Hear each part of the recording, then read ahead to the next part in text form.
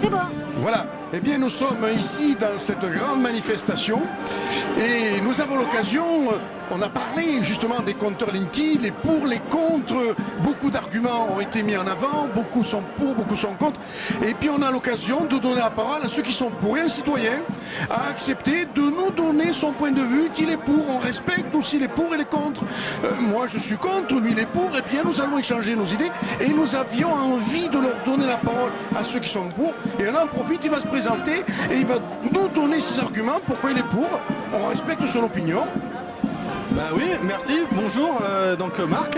Moi je suis un citoyen effectivement engagé, militant et autres, même un peu politisé, mais je suis pas là pour faire de la pub. Je suis plutôt là pour essayer de dire que effectivement, si on veut aller vers la transition, le compteur Linky, et pas confondre avec le Gaspard, parce qu'il y a aussi cette nuance, a une technologie qui demande une réflexion citoyenne avant tout, puisque effectivement il y a un certain nombre de, je dirais, d'indicateurs, pas forcément de données personnelles qui seront retranscrites, mais d'indicateurs qui seront analysables par, on va dire, soit un schéma privé, soit un schéma public. Et à partir de ce compte-là, moi je suis demandeur, un peu comme certains partis politiques le demandent, à ce qu'il y ait une gouvernance citoyenne qui permette de garantir la façon déontologique de réutiliser les données des citoyens, de la façon dont ils consomment, de la façon dont éventuellement ils allument tel et tel appareil plus ou moins consommateur à telle et telle heure. Et à partir de là, je considère qu'effectivement le compteur Linky, qui est aujourd'hui un des compteurs réutilisés. On dit un compteur intelligent. On dit intelligent, mais simplement. Il ne me répond pas. Hein. Oui, mais intelligent pour moi c'est surtout le fait que on veut donner de l'intelligence à ce qu'on lui programme. Donc aujourd'hui l'intelligence c'est la personne qui a programmé l'appareil. Donc aujourd'hui je considère que ce compteur participe. Alors il faudrait le mettre en concurrence avec éventuellement d'autres novateurs plutôt dans la technologie du libre et qu'au moins on s'accapare la technologie. Mais mis à part ça, je considère qu'il aide à la mutualisation des énergies. C'est-à-dire que si demain Enercop vient vous voir et qu'il a envie de mettre en place soit une éolienne, soit un panneau photovoltaïque, soit on pourrait dire un système de géothermie, eh bien, il pourrait réutiliser ce compteur pour récupérer l'énergie et la partager aux gens qui sont aussi dans cette localité et qui pourraient profiter de l'énergie avec ce compteur. Donc ça s'appelle la mutualisation et que certaines personnes appellent aussi la logique des smart grids. Voilà. Mais comment se fait-il que sur ce compteur-là, des gens ont vu leur facture changer?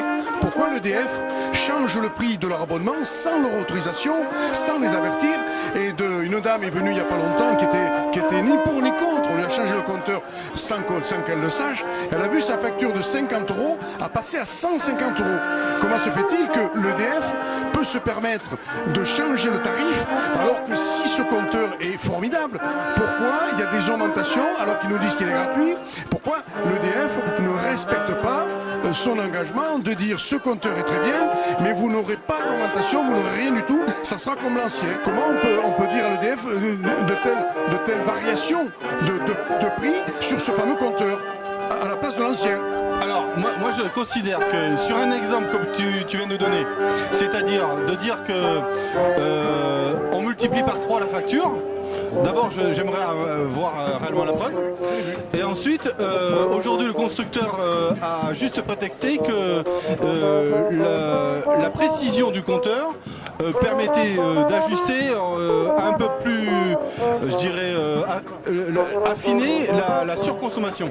Donc effectivement, si ça se joue à quelques pourcentages, ce n'est pas une multiplication par 300%. Donc aujourd'hui, je suis assez étonné de ce chiffre. Ça veut dire que soit les personnes qui lui ont installé ont fait une malfaçon, et alors là j'aimerais comprendre, ou alors l'ancien compteur a été trafiqué, et là j'aimerais aussi comprendre, ou alors effectivement cette dame, pour justifier que ce compteur n'est pas bon, elle a exprès fait une certaine formation, enfin une forme de surconsommation pour justifier qu'il n'était pas bien. Mais ceci étant dit, on ne peut pas cataloguer, généraliser une citation ponctuelle à l'ensemble des données qui sont données par le constructeur.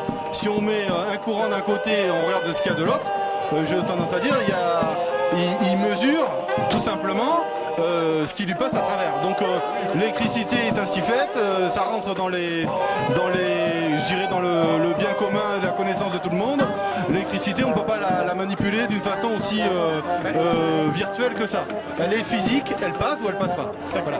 Mais le problème qu'il y a, c'est que ce compteur-là, il peut être manipulé à distance. C'est ça qui pose problème, c'est que l'EDF peut faire ce qu'il veut avec ce compteur.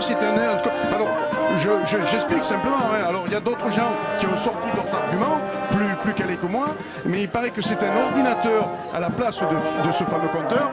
Et ce fameux compteur, eh bien, il calcule tellement bien qu'à distance, ils peuvent couper, remettre, ils peuvent faire ce qu'ils veulent avec ce compteur. Alors, on ne va pas ouvrir la polémique sur ce compteur. Je dis simplement que je pense que ce compteur-là, il va falloir veiller.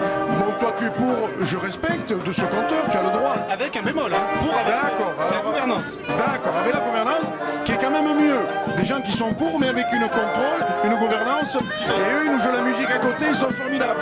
Ils sont gentils. Voilà, vous entendez la musique à côté de nous. Ils sont venus exprès où on faisait l'interview. Voilà. Alors, véritablement, alors les pour, les contre.